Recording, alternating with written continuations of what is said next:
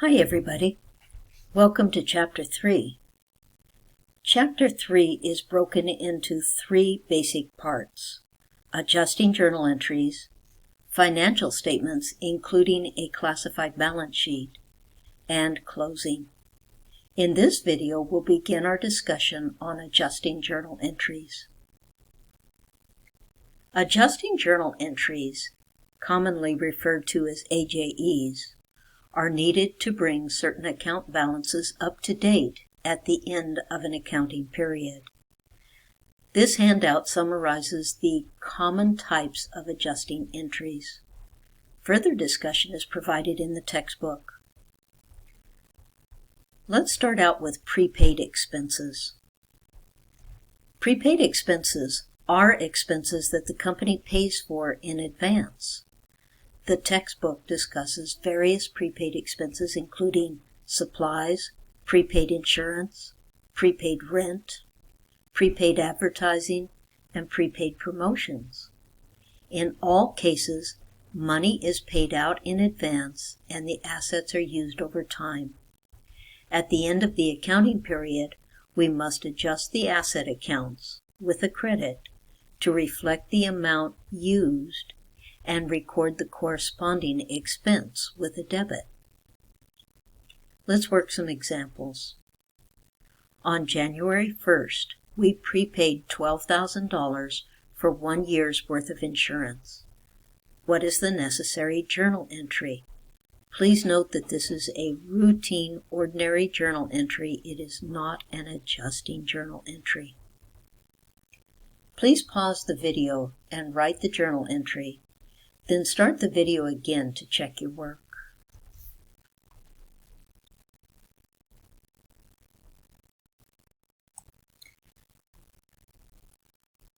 The correct journal entry is to debit prepaid insurance for $12,000 and credit cash for $12,000.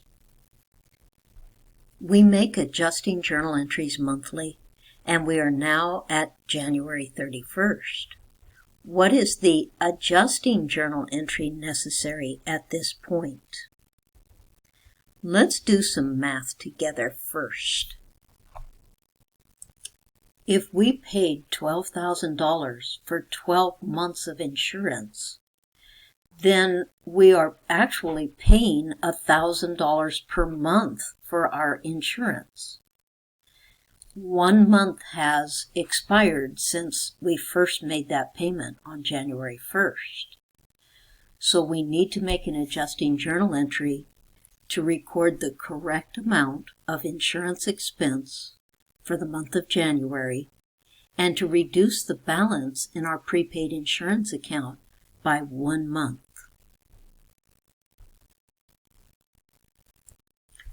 So the correct adjusting journal entry on January 31st would be to debit insurance expense $1,000 and to credit prepaid insurance $1,000.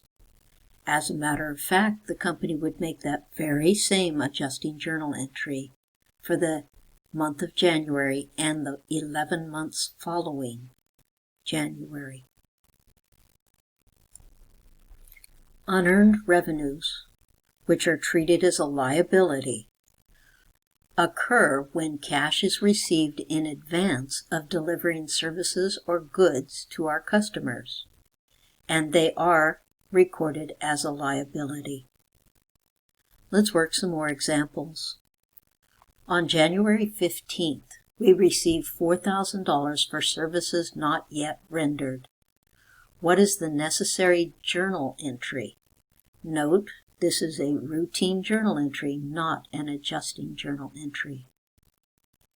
Why don't you pause your video and write the journal entry, then start the video again to check your work.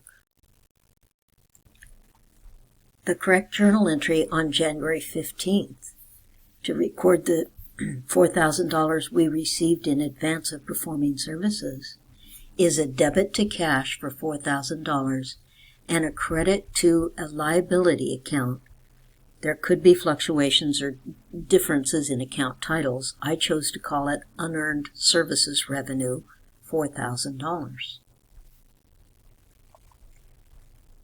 We make adjusting journal entries monthly and are now at January 31st. Assume that $1,500 of these services was rendered at some time between January 15th, when we received the money, and the end of the month, January 31st. What is the adjusting journal entry necessary at this point? Well, let's think about this for a minute. We record earned revenue that will be reported in the income statement for the month of January when the services are complete. On January 15th, we received the money, but no services were complete. Therefore, there was no earned revenue. It was unearned revenue on January 15th. But $1,500 of the services were complete sometime between January 15th and the end of the month, January 31st.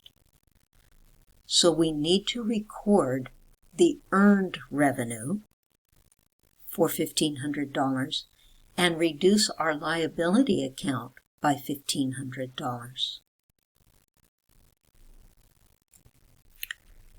So the correct adjusting journal entry necessary at January 31st is a debit to unearned service revenue to reduce the liability by $1,500, and a credit to services revenue, which is an income statement account, $1,500. In the prior examples, we demonstrated how to adjust assets and liabilities that were recorded prior to the end of the accounting period, but their balances were not correct at the end of the accounting period due to a passage of time or a use of supplies or actually performing services that were previously unearned. Now let's look for additional expenses that have been incurred by the company and look for additional income that has actually been earned by the company but might not yet be recorded. Expenses that have been incurred but are unpaid and unrecorded are called accrued expenses. As long as the expenses were incurred, for examples, our employees work for us during the period, we must record those expenses at the end of the accounting period using an adjusting journal entry. Examples of accrued expenses include wages owed and interest owed. Let's work some examples. On January 31st, salaries and wages to our employees totaling $3,000 are unrecorded and unpaid. What that means is that prior to the end of January 31st, our employees worked for us and they earned $3,000, but we haven't paid them yet. We're going to pay them in the first few days of February, perhaps. However, because they worked for us in January, we need to record the expense in January. So let's write the necessary adjusting journal entry to record the salaries expense in the month of January and to record the related liability. We owe $3,000 to our employees.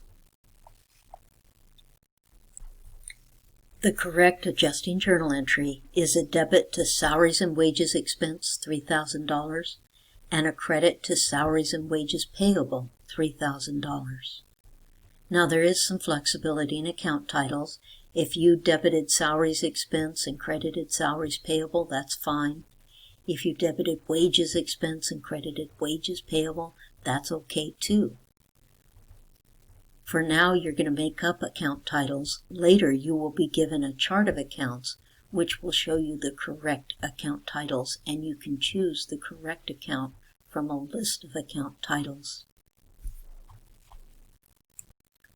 earned revenues, where the services have been provided, that are not recorded yet and payment has not yet been received, are called accrued revenues. As long as the revenue has been earned, we must record the revenue at the end of the accounting period using an adjusting journal entry. Let's work an example. On January 31st, services provided to a customer totaling $5,000 are unrecorded and unpaid. No cash has yet been received. What is the necessary adjusting journal entry to accrue this revenue?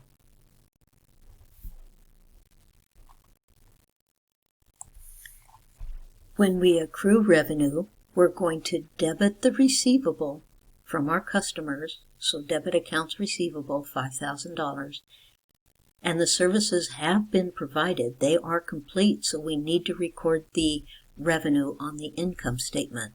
So credit service revenue, $5,000. Well, that's all for this video.